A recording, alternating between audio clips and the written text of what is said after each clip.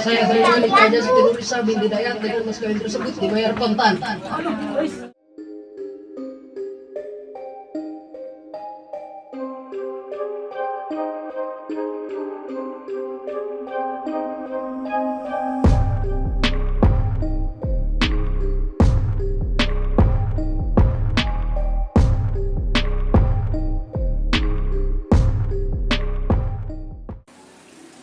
Untuk hal pernikahan itu, kalau melihat undang-undang pernikahan tidak sah, menurut undang-undang 74 itu, karena sesama jenis dan untuk pernikahan tidak sah.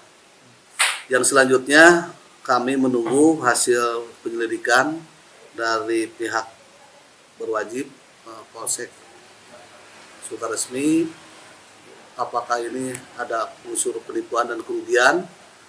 Makanya saya hari ini sudah sampaikan ke pimpinan saya, Pak Bupati, mulai dari awal kejadian sampai akhir penyidikan.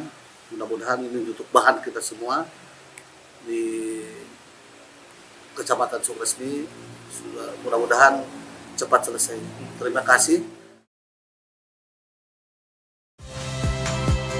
Saya Nitya Anissa, saksikan program-program Kompas TV melalui siaran digital, pay TV, dan media streaming lainnya.